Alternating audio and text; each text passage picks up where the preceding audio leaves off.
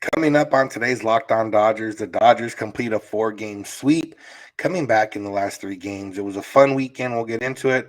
We'll get into All-Star talk, All-Star snubs, and we'll talk a little bit about some guys that shined over the weekend. That's what's on tap, so make sure to keep it Locked On Dodgers. You are Locked On Dodgers, your daily Los Angeles Dodgers podcast. Part of the Locked On Podcast Network, your team every day.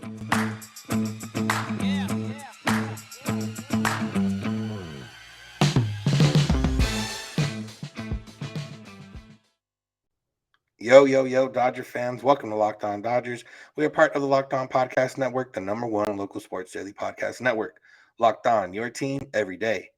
You're going to love this. Today's episode is brought to you by the Sports Card Investor app. Welcome to the world of trading cards reimagined. Stay tuned later in the show for more information on this awesome new tool for collectors. You're going to want to check out the Sports Card Investor app. If this is your first time listener watching, we are Locked On Dodgers. I'm Vince Samperio. That's Jeff Snider.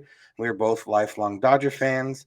And you can find us wherever you find podcasts and on YouTube simply by searching for Locked On Dodgers.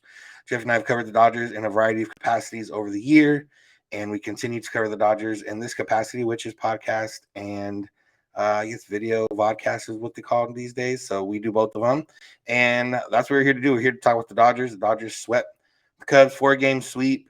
If you would have watched the game at any point in the last 3 games, you would have thought the Dodgers could potentially lose 3 out of 4. They ended up winning 4 out of 4, and it was just a fun weekend overall, right, Jeff? Yeah, we got a little bit of everything, including some comebacks, a couple late comebacks, an early comeback that was the biggest comeback of the season for the Dodgers. Got a walk-off, got some great pitching, one bit of lousy pitching, and all in all, Dodgers finished off this 20 games in 20 days stretch, going 16-4. They went 6-3 on their road trip, and then 10-1 at home on their homestand. So hopefully they can keep this going for these last 5 games heading into the All-Star break against the Cardinals and Angels. But I think on this homestand, if I read this right, 11 games, they stretched their lead in the division from 1.5 games to 8 games. It's get better than that. Yeah, and that's the other big part of it. Yeah, the Dodgers are winning, but the other teams in the division are losing. Both the Padres and Giants are 3-7 in their last 10. Dodgers 9-1. They currently hold an 8-game lead over the Padres, 12.5-game lead over the Giants. They've almost put the Padres closer to last place than they have to first place. So it's just been a fun run, and every game had something different. A lot of guys came through over the weekend. Jake Lamb being one of those guys. We'll talk about him right now. Freddie Freeman being one of those guys that came through. Will Smith, one of those guys that came through. A little bit of help from the Cubs defense on a few parts, which ended up being, a big part of it. And it was kind of bookended by starting pitching with, I don't know, bookended. There was not a good start on Sunday by Julio, but there was good starts by Kershaw and Tony Gonsolin, both who were named to the All-Star team, which we'll talk about. But yeah, let's just stick on offense right now. And one of the key guys that had key hits on Friday and Saturday, Jake Lamb. We had yet to see the power or, the revamped swing really that we had been promised. And we may be seeing a little bit of that. Or at the very least, we've seen that he can run into some mistakes and hit the ball over the wall. Yeah, and that's kind of what we're looking for from him. We talked last week about Trace Thompson and the home run hit being kind of a surprise, and that was kind of our first surprise homer of the year. Well, Jake Lamb gave us at least one. I don't know if the one the next night can be considered a surprise since it had only been 24 hours since he last did it. But this is kind of what we hoped for from Jake Lamb with how well he was hitting at AAA, how well he hit in spring training. With the news about his swing change, it seemed like it was probably real, and he got called up, and we hoped, yeah, hopefully this is real. And his home runs were big deals. They, both times they kind of spurred the Dodgers to victory. Neither one was a game-winning homer, but both of them kind of gave the Dodgers the boost they needed to get a late win. And yeah, I mean, it's about as good as we could have hoped for from both Jake Lamb and Trace Thompson. That little platoon replacement for Chris Taylor is really working out so far. Yeah, and that's exactly, I hate to go back to it again, but what they didn't get last year from the guys that they called up, they didn't get guys. Not only were they not hitting, but they weren't even making contact sometimes when contact was all that was necessary. Who knows if it lasts? It might be a flash in the pan type of thing, but at this point, they're past that point. They've gotten enough from these flash in the pans to contribute to a 16-4 streak and to continue to being ahead in the division 8 games. Even if Jake Lamb and Trayce Thompson do kind of nothing the rest of the year, the Dodgers would have already gotten what they needed out of them, and wouldn't necessarily be, with the way the rest of the offense is starting to perform, wouldn't necessarily be missing anybody. Another guy that performed well. We won't maybe not harp on the defense so much, as we've talked about that a lot. But Gavin Lux, over 300 now hitting, OPS nearing 800. He's at 797. Hit a big time home run, very deep into right field, into the bullpen, and the guy that continues to flourish. I know he's not really getting. We'll talk about All-Stars here in the second segment. Didn't really get any push for All-Star from really anywhere that I saw. But if you look at the stats, it's not bad, and he's doing what the Dodgers need him to do in that 9-hole, and that's get on base for the guys at the top, and occasionally if he can bring that power that he showed the other day, like we talked about lately, now he's getting comfortable at the plate. Now if he can be comfortable letting it loose a few times, he can get to 15, 20 home runs with the hot second half and hopefully still continue to hover around 300. Yeah, if what we're seeing from Gavin Lux the last month and a half is what he's going to be as a big leaguer, he's going to make plenty of all-star teams. If he can put that together for a whole season or even for a good first half. Since the beginning of June, he's batting close to 350 and with the OPS well over 900. Like you said, it has his overall batting average up to 305 now, best batting average on the team. And when you're on a team with Trea Turner and Freddie Freeman and Mookie Betts and these guys, having the best batting average on the team is a big deal. And obviously batting average isn't everything, but his on base percentage is also really good too. And, so he's taking his walks. He's got the speed. So when he does get on base, he's making things happen. He shows occasional power, a little bit more than that on extra base hit stuff. He's got 12 doubles, I think. So, he is really coming into his own as a hitter. And defensively, I know you said we're not going to harp on the defense. I will say at second base, he's been outstanding. He had a couple questionable throws today. Neither of them were errors, and everybody makes questionable throws once in a while, but really he has been really solid defensively at second and passable in left field. And, I still believe if they put him out in left field every day, his athleticism would turn him into a good left fielder, but I'm also perfectly fine with him being their everyday second baseman and let the other guys play left field too. Yeah, and another guy stood out.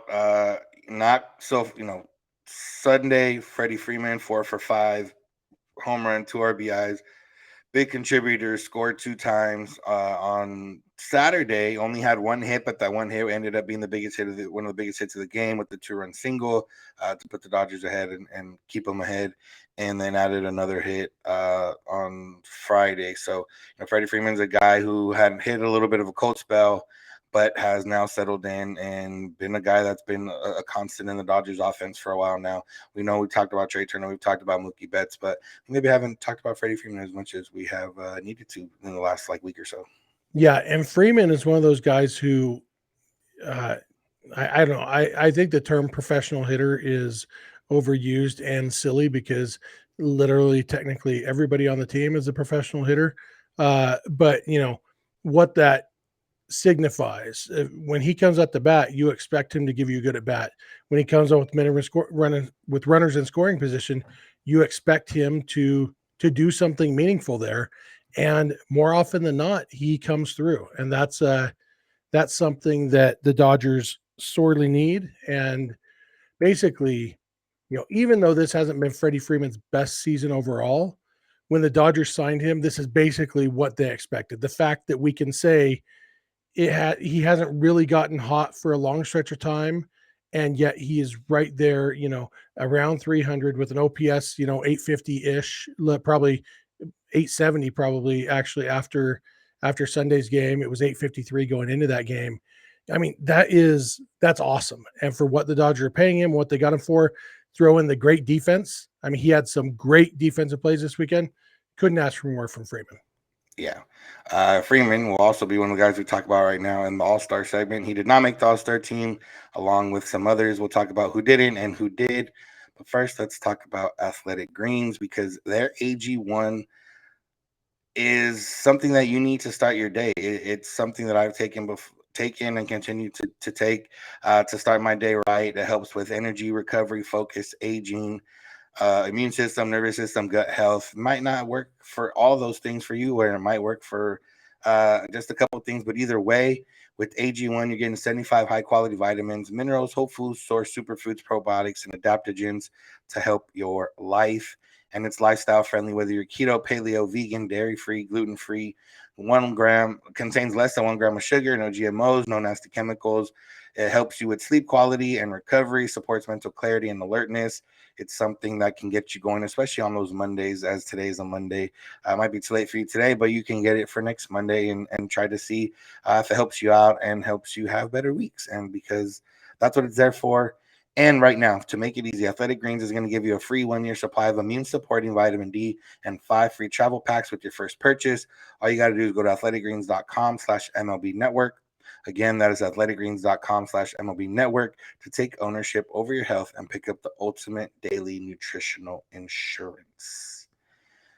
All right, Jeff. So since we last spoke, the Dodgers had 2 players named as National League starters in the All-Star game. They had 3 more players on Sunday named to the two players named to the National League All-Star team. The snub is already getting to me, one of the main snubs. Mookie Betts will be starting in the outfield. Trea Turner starting at shortstop.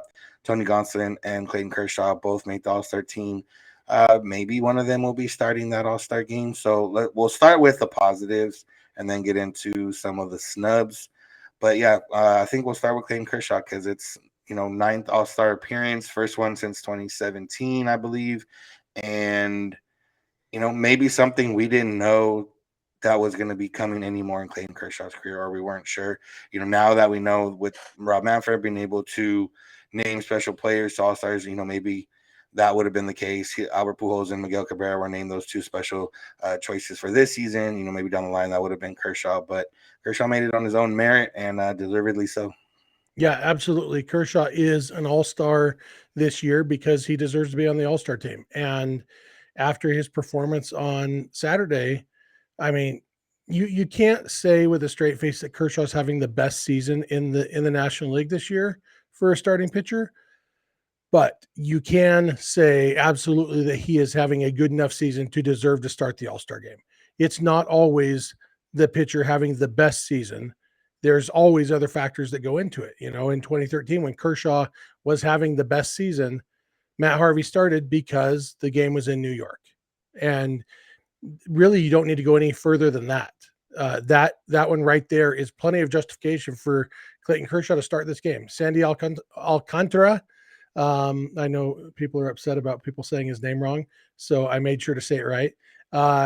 He's been awesome. He's been very, very good. He's been almost as good as Gonsolin quality-wise, with a lot more quantity than Gonsolin. And so, like right now, if the season ended and it was time for postseason awards, Alcantara would be the Cy Young Award winner. No question about it. But that's not who starts the All-Star game. That's one of the factors that goes into it. And honestly, if Alcantara had a longer track record, if this was his 5th straight season of being very good, he probably would start the All-Star game. But this is his first season of being excellent. He's been a solid pitcher, but he's never been this before. And I think that probably goes into Brian Snitker's mind a little bit. Like you don't want to be the guy you look back and say, wait, that dude started the All-Star game? What in the world was happening in 2022?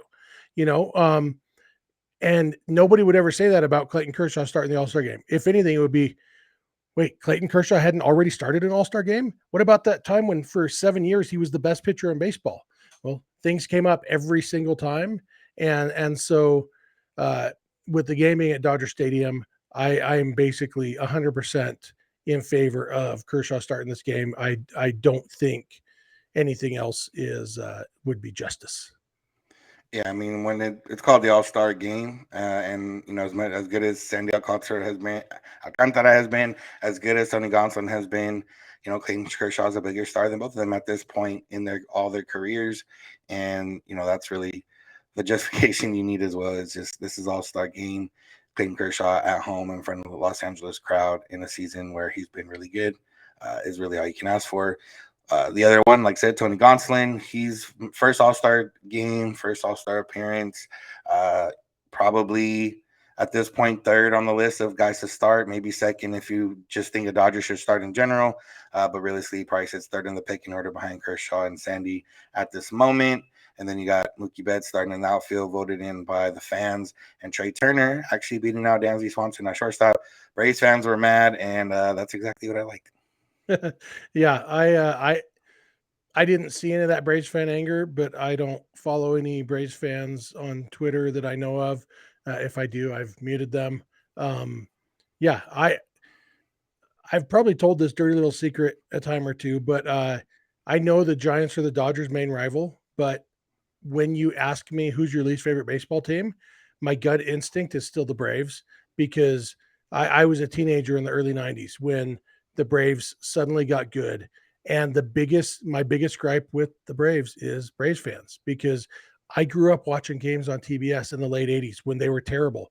And Skip Carey and Pete Van Wieren broadcasting the games. And, oh, we got a big crowd here at Atlanta Fulton County Stadium, 8,341. And then they get good in 91 and suddenly everybody's there tomahawk chopping. Oh, I love the Braves. I've always loved the Braves. Oh, you were just busy all through the 80s, so you couldn't show up to the games. Like, I don't know. I know everybody becomes a fan in a different way, and I probably wouldn't feel this way if it was my own team because I don't believe in gatekeeping my own team's fandom. And I don't even hold it against people. I'm glad that people like the Braves, but you know what? I look at the Dodgers attendance numbers and the Dodgers being top 5 in the league in attendance while Frank McCourt was literally driving them into bankruptcy and being top 5 in the league in attendance while uh, News Corp was trading Mike Piazza because they didn't want to pay him money. Dodger fans show up, and I was very glad to see the Dodger fans show up in this vote and beat out Swanson because, as you and I talked about last week, Braves fans had been showing up in that vote, and you know, you if Swanson had won, it wouldn't have been unjustified. Swanson and Turner are very similar numbers wise this year. You could make a strong case for either of them, and this is always a popularity contest anyway. And the fact is, the team from LA should get more votes than the team from Atlanta. Yeah. We're going to talk about the snubs, but first, real quick, let's talk about Sports Card Investor app because they are here to help you out if you are somebody that's a casual card collector or someone looking for an alternative investment opportunity. The free Sports Card Investor app has something for you. You can check the value or find great deals on breakout stars or prospects debuting. You can, Adley Rutschman, Jeremy Pena, even Gavin Lux to a certain extent. You can check it out, check the prices, and buy their first cards. You can go back in time, see how much your favorite old cards are worth. If you have any old cards, see how much they're worth. Maybe you want to spend some money or make some money in order to spend some money at Dodger Stadium for the All-Star game or just the rest of the regular season. And if you're interested in getting into sports cards, you can find great deals to start your collection today. So that's everything that the Sports Card Investor app can bring you. So download the Sports Card Investor app today, available for free in the Google Play and App stores. Or you can just go to sportscardinvestor.com/locked on. All right, Jeff. So possible snubs for the Dodgers that did make the All-Star team. Freddie Freeman will be named, although I personally don't think that's much of a snub. The first baseman category is tough between Paul Goldschmidt and CJ Cron, who had to be one of the Rockies people, and Pete Alonso. I don't necessarily think Freddie Freeman was snubbed. I just think he just didn't make it. Julio Diaz, who had a bad start on Sunday, technically wouldn't have really jeopardized his position at that point. But now you look at his overall numbers and you can, justifiably say, okay, he's right there, borderline all-star or not. Not necessarily that. Tyler Anderson, somebody that was named before, he's had a little bit of up and down outings the last couple of times out. Same kind of on the outside looking in terms of numbers. But the one guy that deserved to be on it, and this is where kind of the casualty of the fan vote comes in because You know, Travis d'Arnaud's cool, but he's not as good as Will Smith in a lot of different categories. And now Will Smith is sitting on the outside looking in. He still might make it on the team, depending on injuries and everything else. But the fact of the matter is, this is now the second year in a row where he probably should have been on the team. This one is a more definite should have been on the team than last year, maybe. And he's not there yet. Well, and last year, Yadi Molina made the team over Will Smith, and that was because people thought it might be Molina's last year. I'm glad they didn't make that same mistake this year. Now that we know it's his last year, I think we know it's his last year, right? Maybe. Anyway, I hope it's his last year. Yeah, it is. Yeah, I found myself on Sunday. I don't root for injuries for people, but I found myself hoping that Wilson Contreras would tweak that hammy a little bit again, because whatever it takes to get Will Smith on the team, you know, I don't wish any ill will long term or in quality of life on Wilson Contreras. But whatever needs to happen to Wilson Contreras or Travis d'Arnaud or somebody else to get Will Smith on the team needs to happen. Tell Jeff Galooly I said that. That's a reference you older people will get. Yeah. As for the other snubs, yeah, I mean, really, the only potential snub you could talk about is, Julio and Freeman, and yeah, I mean Freeman with the other competition at first base. It really came down to Freeman versus Alonso because Goldschmidt was definitely more deserving, and Crone had to be on the team. Although last year apparently they did have 4 first basemen, so maybe they could have gone that way, but maybe the answer is they just need to expand these all-star rosters a little bit if they're going to continue to insist on putting one crappy player from every team on the all-star team. Like, I mean, I'm not saying CJ Crone is a crappy player. I'm saying he's not quite as deserving of the all-star team as Freddie Freeman, but he's there because everybody on his team sucks. And that's dumb. And you know, I'm okay with that if they say, you know what, as long as it doesn't cost any deserving all-stars. Sure. I think what they ought to do is make the team, put together your whatever it is, 32 players or whatever, based on who deserves to be there. And then say, okay, now what teams aren't represented? Okay, now let's add CJ Crone and Juan Soto and whoever else. But put the deserving people there first. And that's all I ask. And Will Smith is deserving. Freddie Freeman is deserving, but it's understandable. And Julio is deserving, but it's definitely understandable that they didn't want 3 Dodgers starting pitchers on the team.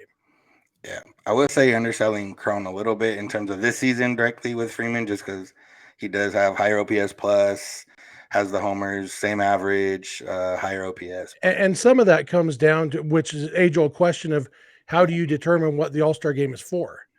Because, you know, you do end up with games like, wait, that guy was an All-Star? You know, Adam Duvall made the All-Star team?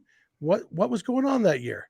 And you know, those kind of things where, you know, CJ Crone is going to need to be better. He's going to need to be good for more than a year and a half before I think of him as being more deserving the All-Star team than Freddie Freeman. Yeah, that's true. But yeah, other than that, I don't know if there's any other All-Star talk. I don't know if there was any other egregious snubs or comments that you have around the rest of the league. Yeah, Carlos Rodon, I know he's on the Giants. I know we're supposed to hate him. It's ridiculous that he's not on the team. I'm glad that Kershaw made it over him. And really, if you look at, and it really comes down to what I was saying about having to put somebody from every team on there, because there were 6 spots left after the fan vote and the player vote. And 5 of those 6 spots went to guys to be their team's only representative. And the 6th spot went to Clayton Kershaw. And yeah, I assume pitching staffs always expand. There's always going to be somebody who pitches on Sunday so they can't pitch in the All-Star game, or there's going to be somebody who just chooses not to participate or whatever. I assume Carlos Rodon is going to be on the team, but it's kind of silly.